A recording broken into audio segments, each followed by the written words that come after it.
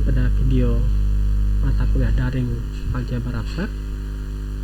Kali ini kita akan bicara pada bab baru ya, tentang daerah ideal utama dan daerah Euclid.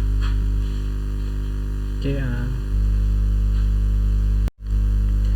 kalau kita ingat lagi di bilangan bulat, kita tahu kalau kita punya ideal ya, ideal dari Z ya, maka kita dapatkan bahwa I itu sama dengan sesuatu dikali Z ya. Jadi misal ideal dari Z adalah bilangan genap. Bilangan genap itu adalah 2Z ya, atau kadang ditulis ini sebagai apa, seperti ini ya. Nah, ideal ini kita namakan ideal utama atau ideal siklit kadang ya, atau ideal yang dibangun oleh satu unsur ya. Jadi setiap gelanggang itu pasti punya ideal utama ya. Jadi setiap ring ya itu pasti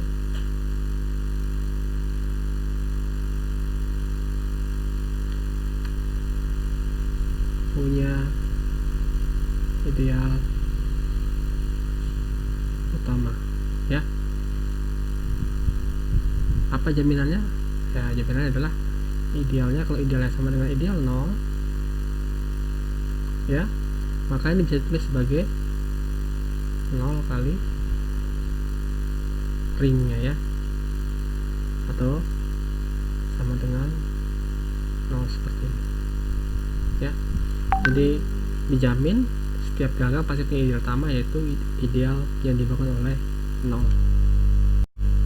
Oke, jadi definisi formalnya ideal utama adalah kalau R suatu ring atau gelanggang, ideal I dari R dikatakan ideal utama apabila I dibangun oleh satu unsur dalam R, yaitu ada A di R sehingga I sama dengan ideal yang dibangun oleh A. I adalah ideal yang dibangun oleh A. Oke. Nah, kalau di bilangan bulat, gelanggang bilangan bulat, kita tahu bahwa semua idealnya dibangun oleh satu unsur ya. Itu sudah kita bicarakan di kuliah struktur aljabar. Tapi pada umumnya gelanggang itu tidak senantiasa idealnya dibangun oleh satu unsur ya. Contohnya kalau kita punya gelanggang polinom dengan koefisien bilangan bulat ya, maka kita bisa temukan bahwa kalau kita punya I itu adalah A tambah BX ya, di mana A dan B nya anggota Z, ini bukan ideal utama ya. Karena apa? Ini dibangun oleh dua unsur, yaitu A dan X. Oke, ya tepatnya ya, sorry ya, A dan BX gitu ya.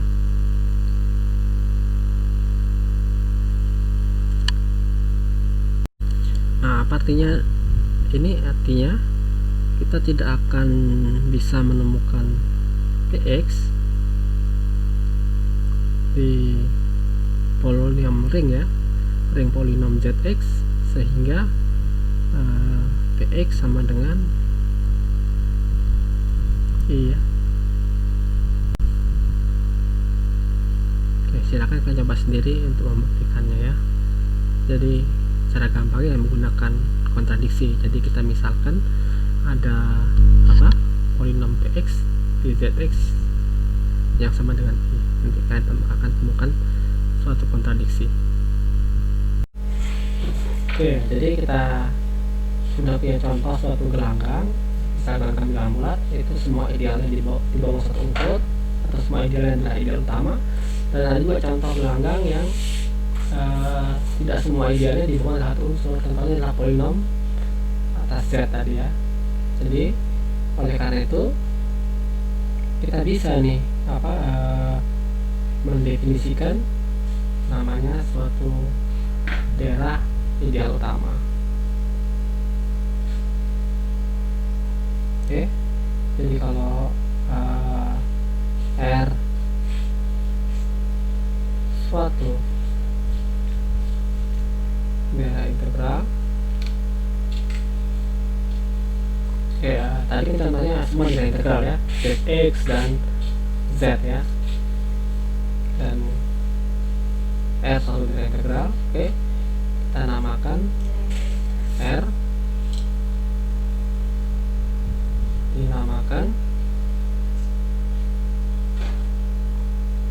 daerah ideal utama. Oke, apabila setiap idealnya adalah ideal utama. Jadi contoh yang jelas adalah contohnya adalah daerah integral Z ini ya. Ini ada contoh ideal utama. Sementara tadi polinomial ring Z itu bukan ideal, bukan ini daerah ya, bukan daerah ideal utama ya, karena ada satu contoh idealnya yang tidak dibangun oleh satu unsur. Oke ya, sebelum kita lebih belajar lebih tentang daerah ideal utama, saya akan mencoba mengenalkan dulu beberapa definisi dari ganggang komutatif ya. Jadi misalkan R itu adalah ring komutatif. Kemudian kita punya A dan B itu anggota R ya. Nah, kalau dibilang bulat kita bisa mengenal istilahnya A membagi B gitu. Nah, secara umum kalau kita punya ring komutatif kita bisa mendefinisikan hal serupa ya. Jadi ini definisinya diambil dari bilangan bulat ya. Oke, kalau A nya tidak sama dengan 0, ini A nya tidak 0 ya. Jadi dikatakan A membagi B ya, disimbolkan ini ya, jika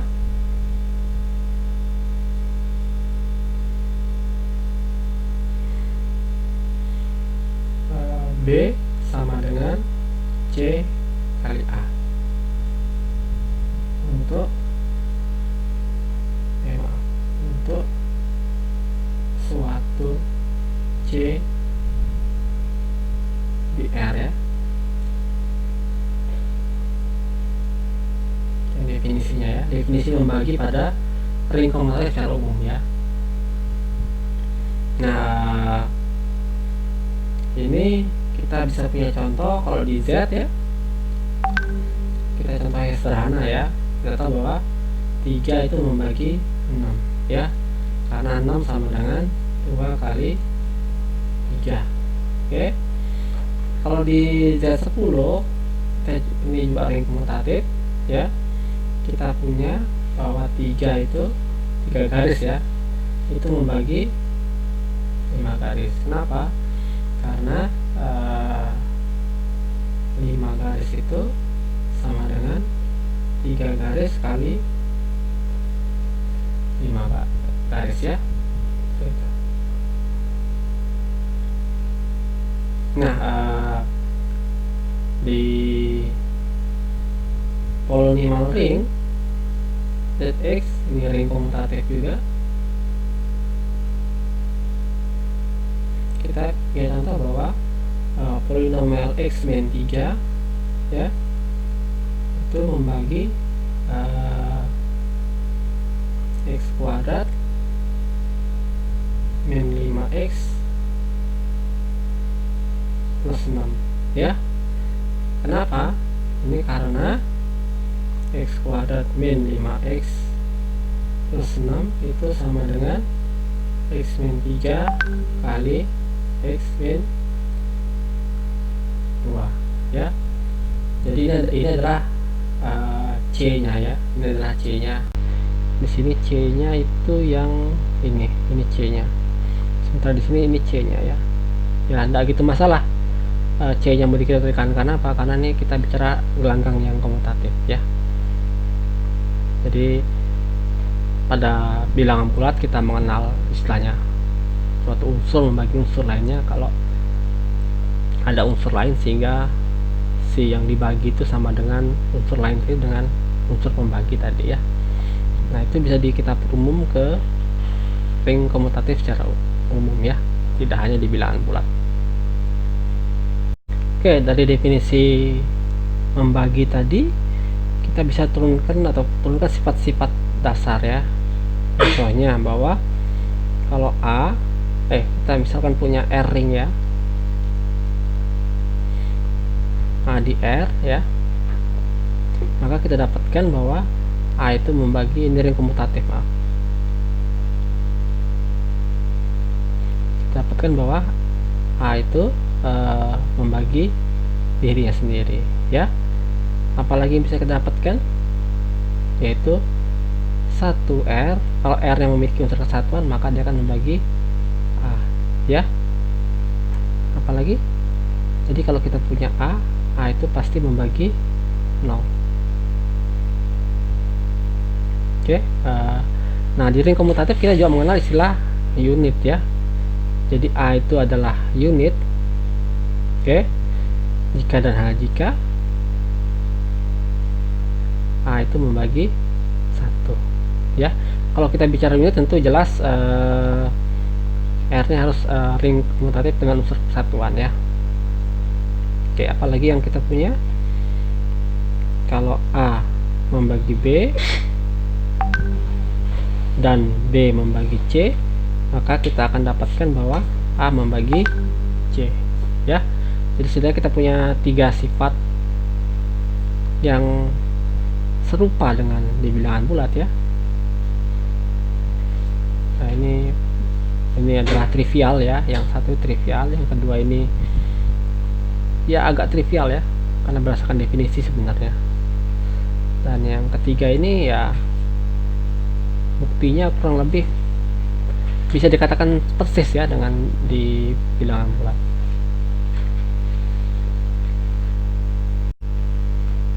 Oke, selain istilah membagi, kita juga di ring komutatif punya juga beberapa istilah turunan dari di bilangan bulat ya.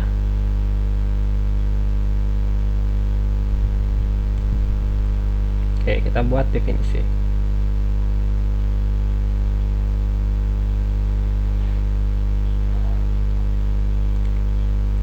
Oke, yang pertama nih, jadi kalau kita punya A dan B ada di ring, kayak definisinya ini katakan R ring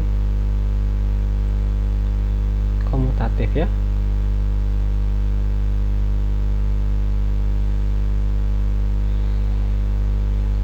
Saya pertegas lagi, ini harus memuat unsur kesatuan ya.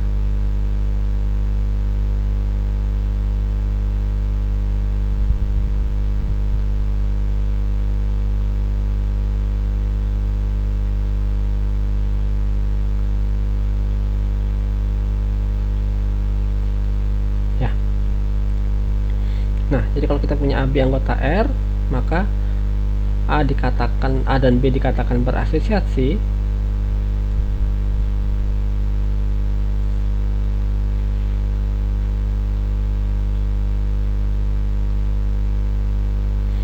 dan disimbolkan dengan A berasosiasi dengan B ya. Apabila terdapat U di R ya, U unit ya, sehingga A sama dengan U kali B, seperti itu. Oke, yang kedua kita punya definisi. Jadi kalau kita punya A di R, ini dikatakan unsur tak tereduksi ya apabila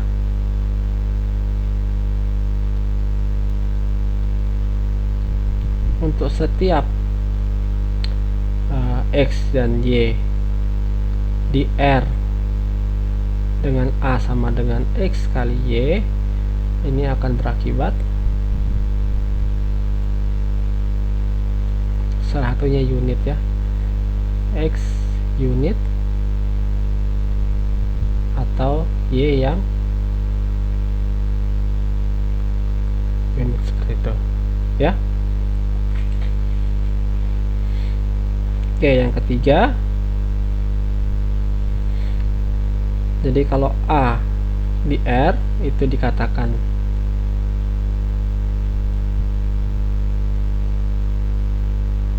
unsur tereduksi itu apabila sebaliknya ini ya, jadinya ya sebaliknya yang kedua ya, apabila terdapat X dan Y di R ya, sehingga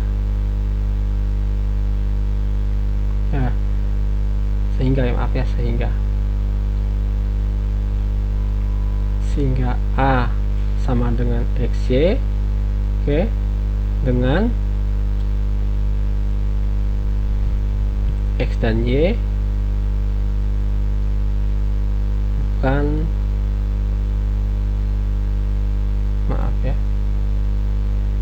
bukan unit ya.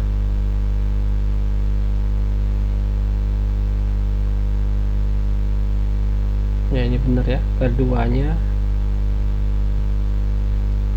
unit ya, seperti itu. Nah, selain itu, karena kita selain unsur tak tereduksi berasosiasi, kita juga bisa mendefinisikan unsur prima di ring komutatif ya. Jadi P di R, oke, dikatakan unsur prima atau elemen prima juga ya,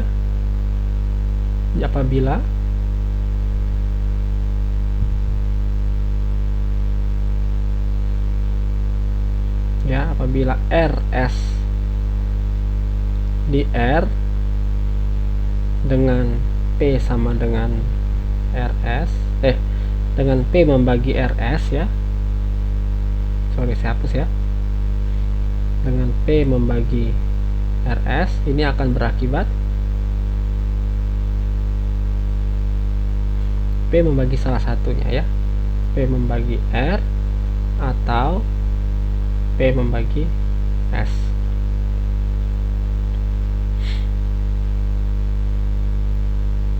Oke, contoh ya.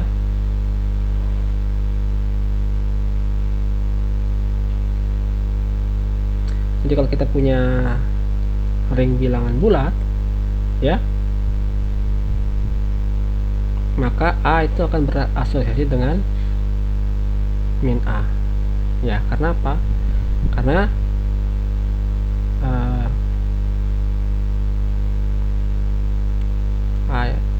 A itu sama dengan min 1 dikali min A, seperti itu.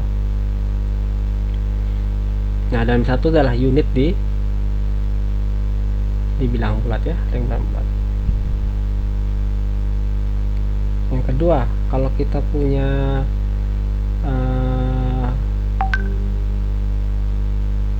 jangan ZX dah ya, RX dah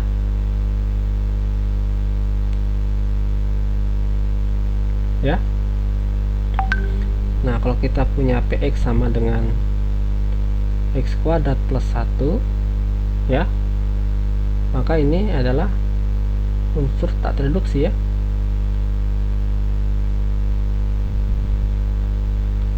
ya, karena ini tidak bisa dituliskan sebagai perkalian dua buah polinom ya. Nah, kecuali ini ganti kompleks ya, cx ya, maka ini bisa direduksi jadi x min i dan x plus i ya. Tapi karena di polinom ring real ya, polinomial bilang real ya, ini tidak bisa difaktorkan. Oke.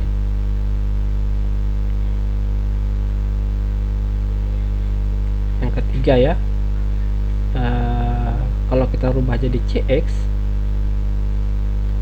maka px sama dengan x kuadrat plus 1, ini akan sama dengan x min i kali x plus i ya. Jadi kesimpulannya px tereduksi.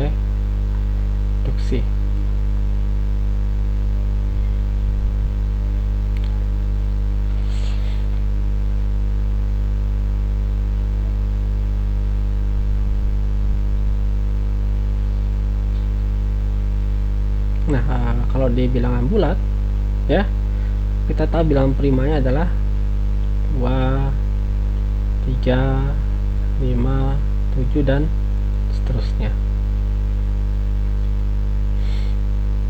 Nah, kalau kita cari ring yang komutatif yang agak berbeda dari Z, misalkan Z10 ya, kita dapatkan dua garis itu adalah prima ya. Buktinya bagaimana? Nah, misalkan terdapat misalkan AB anggota Z10. Oke, saya kasih garis dulu ya, lupa sembarang ya.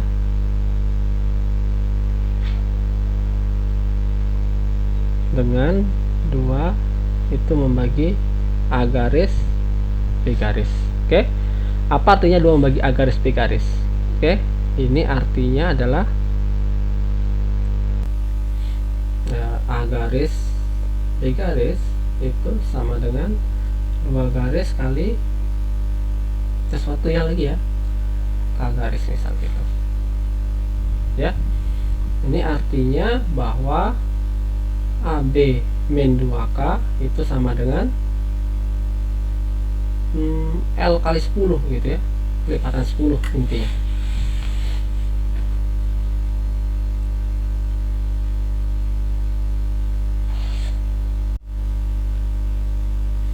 Nah, kita punya ini artinya AB itu sama dengan 2K tambah L10 ya, atau bisa tulis sebagai 2 dikali K tambah 5L gitu ya. Nah, akibatnya kita sudah punya kan AB2 ini, K 5L ini kan semuanya bilangan bulat ya. Jadi kita dapatkan 2 membagi AB. Tapi kita tahu bahwa 2 itu pada contoh 4 nih adalah bilangan prima di Z. Akibatnya ini 2 membagi A atau 2 membagi B. Nah, untuk menunjukkan bahwa 2 garis ini bilangan prima, kita tunjukkan bahwa 2 garis itu membagi A garis atau 2 garis itu membagi B garis. Tapi sini kita belum dapatkan ya. Kita baru menunjukkan bahwa 2 itu membagi A atau 2 membagi B. Oke, apa artinya 2 membagi A? 2 membagi A artinya A sama dengan 2 kali K1 misal. Dan 2 membagi B artinya B sama dengan 2 kali K2 misalkan.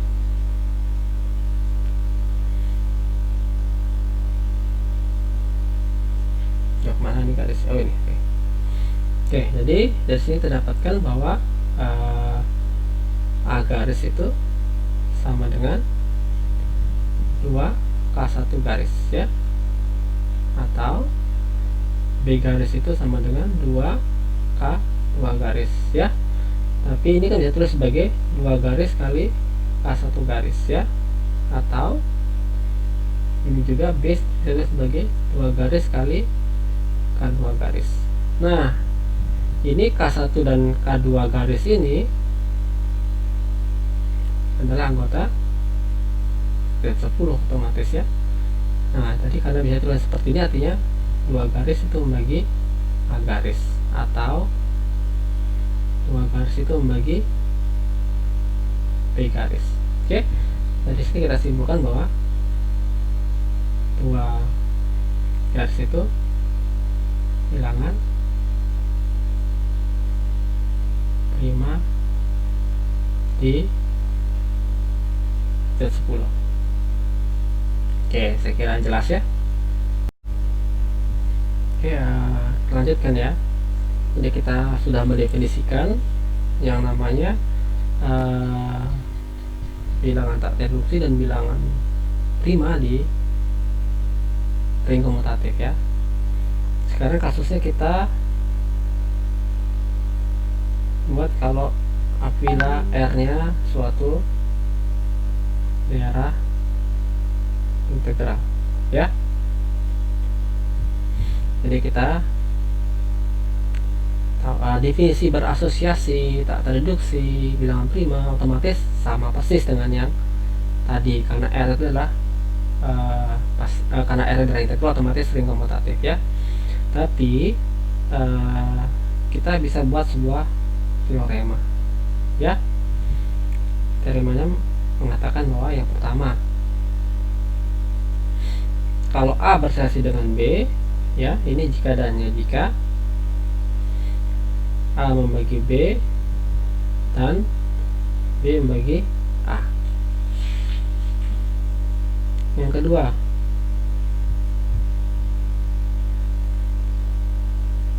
A membagi B ini jika dan hanya jika ideal yang dibangun oleh B itu dimuat oleh ideal yang dibangun oleh A. 3. Jika A prima, jika dan hanya jika A adalah ideal prima.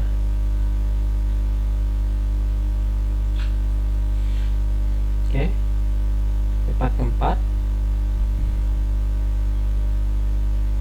jika A prima, oke, maka A tak terreduksi.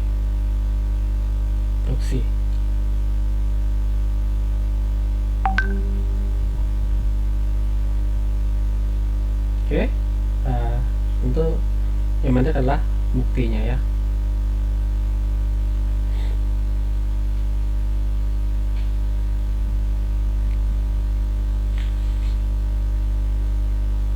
Kita mulai dari tipe pertama ya, yang ke kanan ya.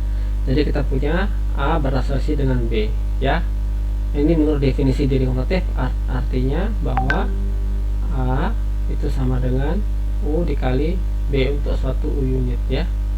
Nah, dari sini udah jelas bahwa A membagi B.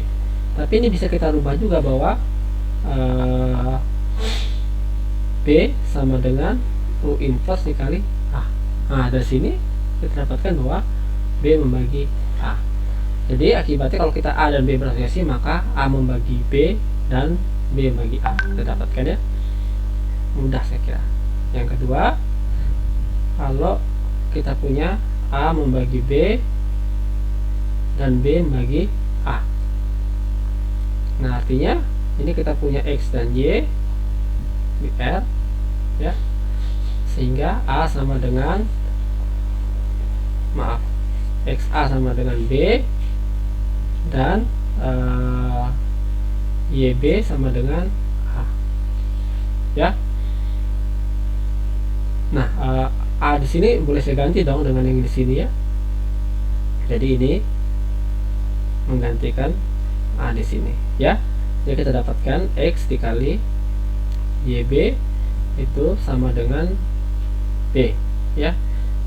Karena dari integral asosiatif, jadi kita dapatkan XY kali B sama dengan B. Oke, dari sini, nah dari sini kita dapatkan hukum pembatalan ya, kan darah integral ya. Jadi ini kan di sini sebenarnya dikali 1 gitu ya. Jadi kita dapatkan bahwa XY itu sama dengan 1. Oke, kesimpulannya apa? XY adalah unit. Oke, karena XY unit, otomatis ya dari definisi ini kan X sama dengan B sama dengan X kali A, XY unit, maka kita dapatkan bahwa A dan B berasosiasi. Oke, nah sekarang kita ingin buktikan yang ke 2 ya. Artinya A membagi B jika B adalah ideal yang dimuat oleh A, seperti itu ya. Jadi kita mulai dari kiri ke kanan ya. Jadi diketahui A membagi B. Ini artinya ada C, sehingga A kali C sama dengan B ya. Oke, sekarang kita ingin tunjukkan bahwa ideal yang dibangun oleh B itu dimuat oleh A. Jadi kita ambil X anggota ideal yang dibangun oleh B, maka X sama dengan sesuatu kali B, misal K kali B. Sementara B sama dengan A kali C, jadi sama dengan K C A, seperti itu ya. B nya kita ganti dengan AC seperti ini. Nah, akibatnya KC ada unsur lain di ring. Jadi kita dapatkan bahwa X nya itu anggota dari A. Oke, karena X diambil sembarang, maka kita dapatkan bahwa B itu dimuat oleh A. Terbukti ya, yang dari kiri kanan. Sekarang dari kanan kiri, misalkan kita punya ideal B dimuat oleh ideal A. Apa yang kita punya di sini? Nah, setiap unsur di ideal yang dibangun oleh B itu ada di ideal yang dibangun oleh A. Jadi apa yang kita dapatkan dari sini? Bukan itu ya. Jadi kita ingin buktikan bahwa A membagi B ya. Artinya B ada di A juga ya. B ada di ideal yang dibangun oleh A maksudnya ya. Dari sini kita dapatkan B sama dengan sesuatu kali A, jadi Z sama dengan A. Nah, dari sini kan definisinya otomatis A membagi B. Saya kira mudah buktinya ya. Sekarang kita kerjakan yang bukti nomor 3 ya. Bukti yang ketiga yang mengatakan A adalah prima di R jika ya ideal yang dibangun A adalah ideal prima. Oke. Jadi kalau kita punya dari kiri ke kanan, maka kita punya adalah A itu prima ya. Sekarang akan kita buktikan ideal yang dibangun A itu adalah ideal prima. Oke, ini akan ditunjukkan ya. Ini adalah ideal prima.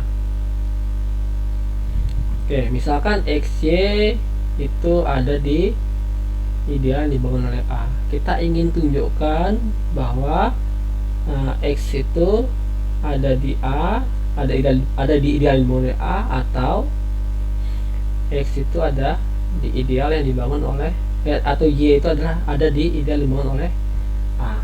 Oke, nah ini definisi ideal prima ya. Kan XY ada di A, maka XY itu sama dengan apa ya? K dikali A. Dari sini ini otomatis definisi bahwa A itu membagi XY. Karena A nya prima, maka A itu membagi X atau A membagi Y. A membagi X artinya apa? A sama dengan X sama dengan namakan apa ya, P1X, atau karena A membagi Y maka Y sama dengan P2A ya, ini A ya harusnya ya, maaf. Nah, karena X bisa dituliskan sebagai perkalian kelipatan A, otomatis artinya X itu adalah ada di ideal yang dibangun oleh A. Nah, dengan argumen serupa kita bisa tunjukkan bahwa Y itu ada di ideal yang dibangun oleh A. Jadi kita punya X ada di ideal yang dibangun A atau Y ada di ideal yang dibangun oleh A ya. Jadi terbukti bahwa A itu ideal prima. Oke, kita buktikan yang dari kanan ke kiri.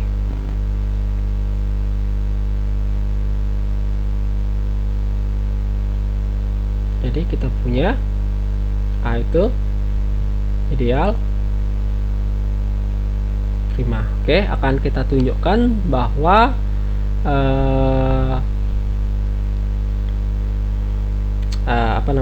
A itu adalah bilangan prima ya.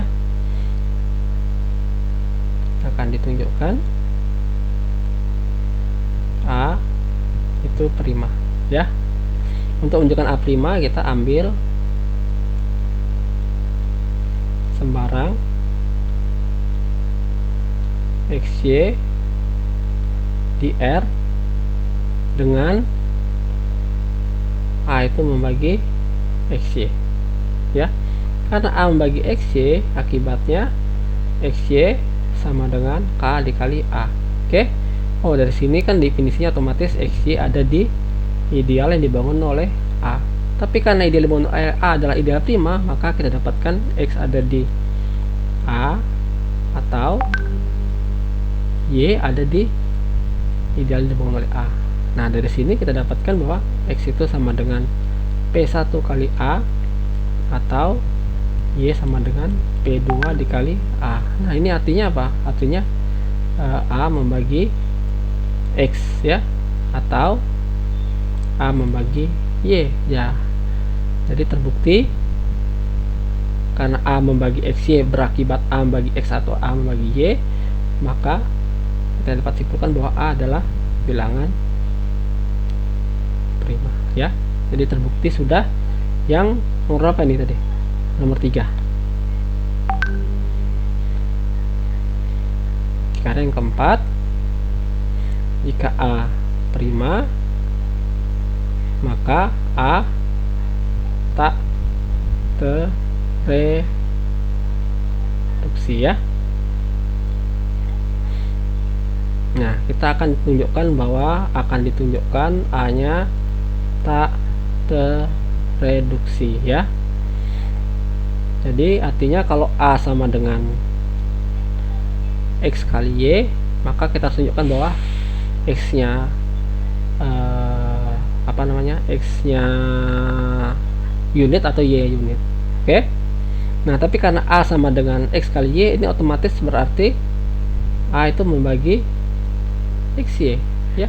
Bisa kita kali 1 di sini gitu kan. A kali 1. Jadi A membagi X kali Y. Oke, dari sini kesimpulannya apa?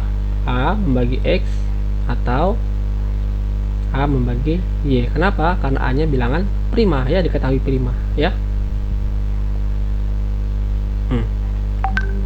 Ini artinya apa? A itu sama dengan X itu sama dengan A kali P1 atau Y sama dengan A dikali P2. Oke, misalkan ini berlaku ini ya. Ini kita bisa masukkan ke sini ya. Jadi A kali 1 sama dengan A dikali P1 kali Y ya. Kita boleh pindah ruas, kita dapatkan bahwa A kali 1 kurang A P1Y sama dengan 0 ya. Berlaku sifat distributif ya. Jadi A dikali 1 min P1Y sama dengan 0 ya. karena dari integral maka A nya 0 atau ini yang 0, tapi kan A kan bilangan prima, gak mungkin 0 ya, jadi haruslah 1 min P1Y itu sama dengan 0. Jadi kesimpulannya apa?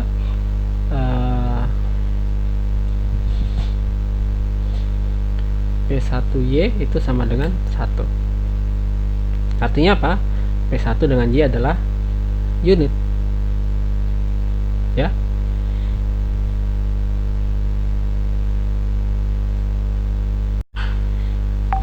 Oke, jadi karena maaf ya, ini tadi iya. Oke, dari sini kita berakibat bahwa Y-nya unit. Oke. Nah, dengan cara serupa kalau kita kerjakan ini, kalau kita yang berlaku yang ini, maka kita dapatkan X unit. Ini karena ada kata atau di sini ya. Jadi kita pasti dapatkan Y unit atau X unit ya. Jadi kesimpulannya apa? A adalah unsur tak tereduksi. Oke, yang menarik ini adalah ini tidak berlaku sebaliknya ya. Jadi kalau dia A itu bilangan prima, pasti A unsur tak tereduksi. Tapi ternyata kalau A adalah unsur tak tereduksi, dia belum tentu prima ya. Oke, ini suatu hal yang menarik sebenarnya, tapi kita bisa lihat di ring yang khusus ya. Jadi kalau kita punya R itu adalah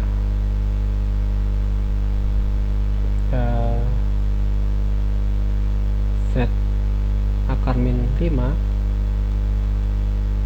Nah, ini adalah ring A tambah B akar min 5, dimana A dan B nya bilangan bulat ya. Nah, di ring ini 2 itu tak tereduksi. Nah, kenapa dia tak tereduksi? Ini butuh pengertian namanya norma ya. Nanti kita akan pelajari di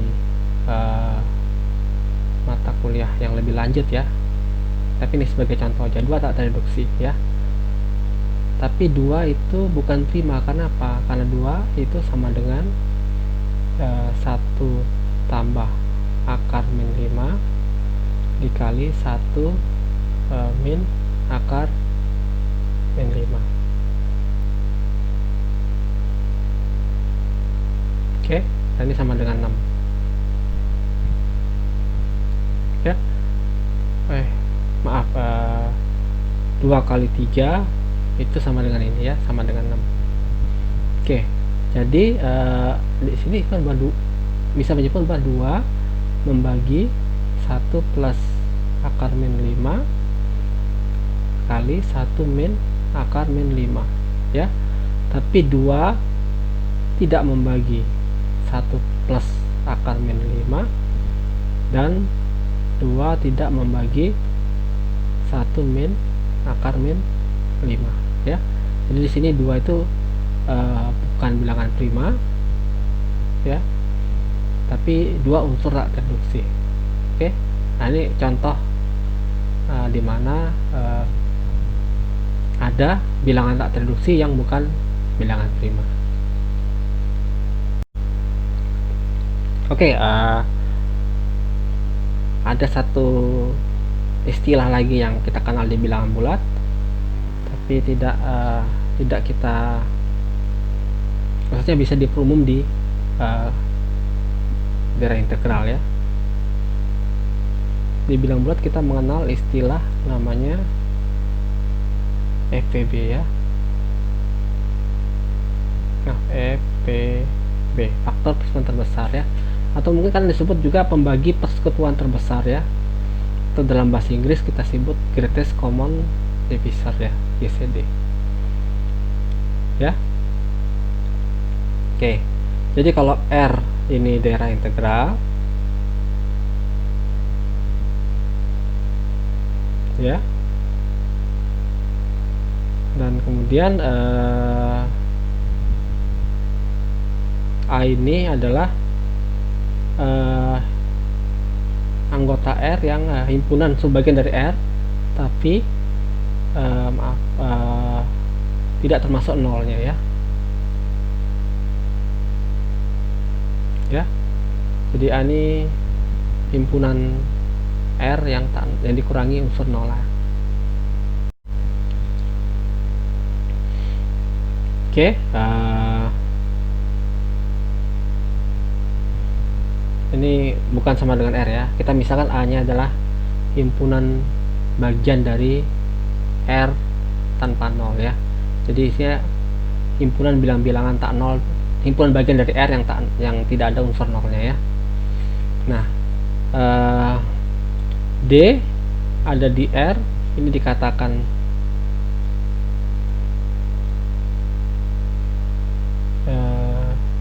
FPB dari himpunan A apabila yang pertama, untuk setiap A kecil di A besar, oke, D membagi A ya. Yang kedua, B, jika B anggota R ya, dan B membagi A untuk setiap A anggota A ya, maka B membagi D ya. Artinya kalau dibilang bulat ini artinya kalau D dikatakan FPB dari himpunan A, misalkan A nya ada dua unsur ya, X dan Y, FPB dari X, Y, jika D membagi X dan D membagi Y gitu ya. Dan jika ada unsur lain yang membagi A ya, membagi X dan membagi Y dalam arti kalau dua unsur di A nya, maka membagi B tadi itu membagi D ya. Jadi kita gambarkan ya, misalkan A nya adalah XY gitu ya.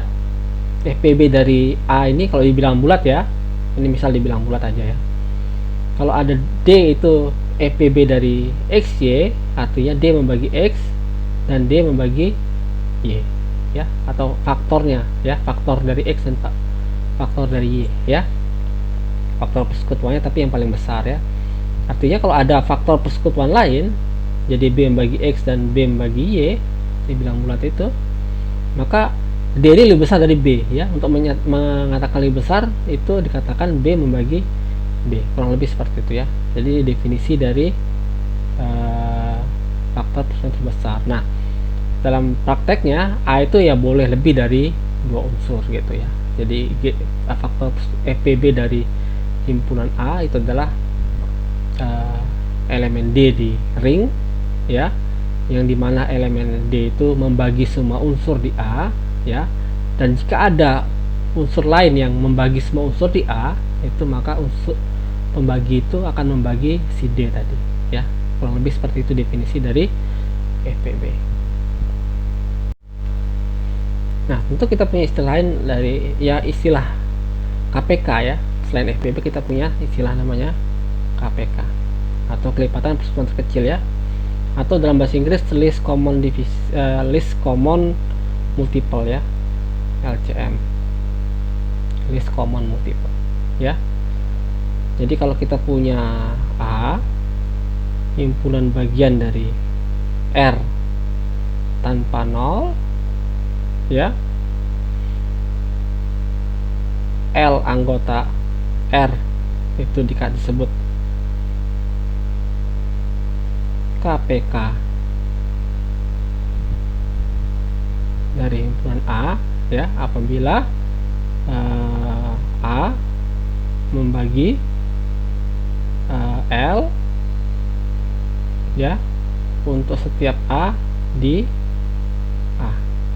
Yang pertama ya. Yang kedua, kalau ada unsur lain misalkan B di R ya, dimana B membagi A membagi B untuk setiap A di A, ya, maka kita dapatkan L itu membagi B. Nah, artinya L itu paling kecil, ya. Jadi kalau L dikatakan KPK dari A jika semua unsur di A itu membagi, oh ini L harusnya, ya. Iya benar L ini. Membagi L, dan jika ada unsur lain di R di mana semua unsur di A itu membagi unsur lain tadi yaitu B, ya, maka bisa dipastikan B itu lebih besar dari L, ya, atau L yang bagi B. Seperti itu kurang lebih.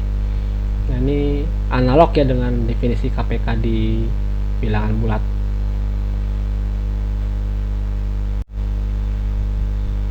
Oke, kalau kita bicara contoh, ya,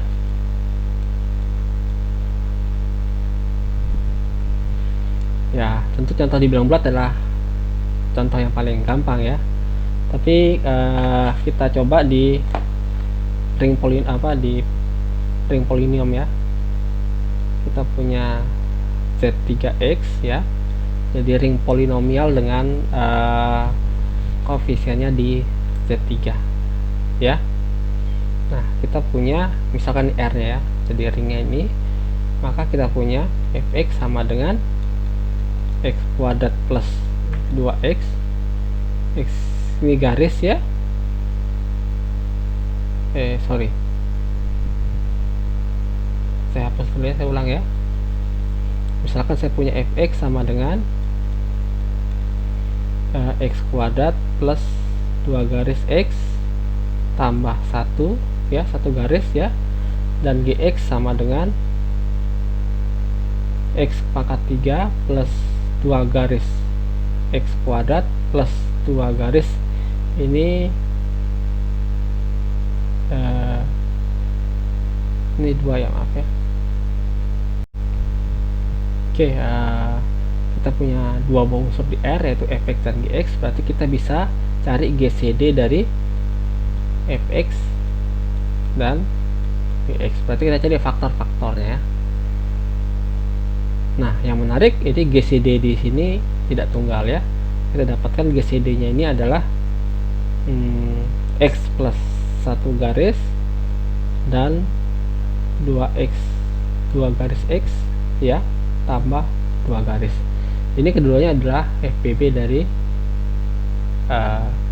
fx dan gx, ya. Nah, di sini ada contoh bahwa ada FBB yang tidak tunggal, ya. Menarik contohnya, ya.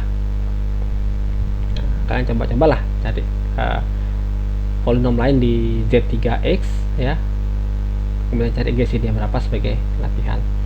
Oke, materi kali ini, ya, kita akhiri sampai di sini, ya. Jadi kita hari ini sudah belajar ideal utama, kemudian kita belajar perumuman dari beberapa istilah di bilangan bulat, ya. Dua unsur dikatakan berasosiasi, kapan dikatakan tak terdeduksi, kapan dikatakan bilangan prima. Di Z, ya, itu kita perumum ke gelanggang komutatif, ya, dan kemudian kita lihat bagaimana karakternya kalau dia gelanggangnya adalah daerah integral. Oke. Pada video selanjutnya kita akan belajar lebih jauh tentang yang namanya daerah ideal utama. Oke, sampai jumpa.